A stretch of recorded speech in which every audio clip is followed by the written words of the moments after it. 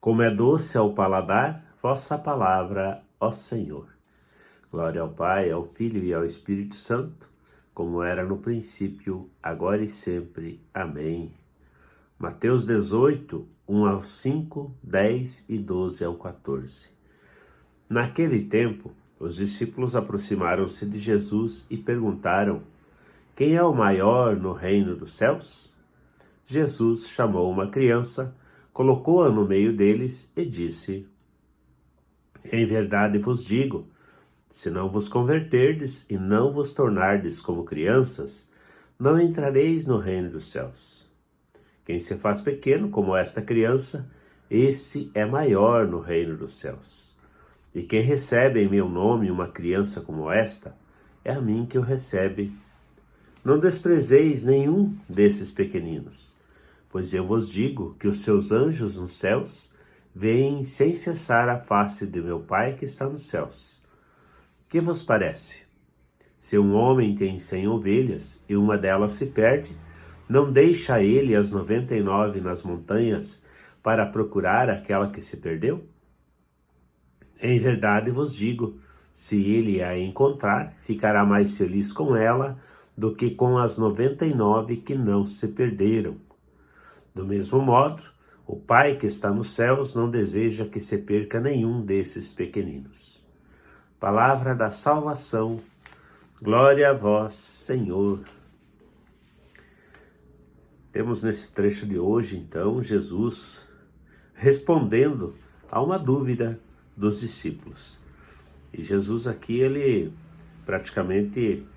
usa dois contextos, ou duas situações, ou duas ocasiões, ou até mesmo dois exemplos para responder. Então os discípulos tinham dúvidas que hierarquia, como que é a hierarquia no reino dos céus, como que funciona. E aí Jesus coloca em primeiro lugar não somente uma situação em um determinado tempo e lugar no reino dos céus, mas ele coloca uma situação muito concreta na nossa vida, na vida dos discípulos e na nossa vida. Ele faz a comparação então com as crianças.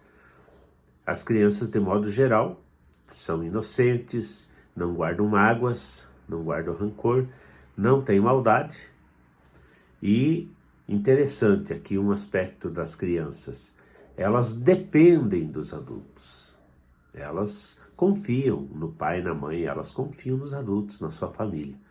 Então Jesus aqui está, de uma forma muito simples, entregando para que os discípulos analisem, para que nós possamos refletir sobre as características da vida da criança.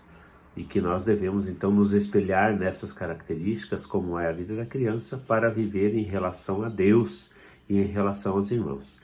Depender de Deus, não guardar mágoas, não guardar rancor, ser simples, não ter maldade no coração. Basicamente, esses princípios que nós podemos analisar ao olhar a realidade de uma criança. E depois Jesus utiliza aqui a tão conhecida situação das 100 ovelhas em que uma se perde e o dono vai procurar aquela que se perde. Eu creio que para a maioria de nós não faz tanto sentido esta palavra. Dificilmente nós largaríamos as 99, deixaríamos talvez elas inseguras para procurar uma. Conforme a situação, muitos de nós, quem sabe, abriríamos mão dessa uma para ficar cuidando da maioria, daqueles que estão ali, daquele redil, daquelas ovelhas que não se perderam. No entanto, Jesus aqui está colocando a dinâmica do coração de Deus. Deus não quer perder ninguém. Então, aqueles que já estão com Ele, estão com Ele.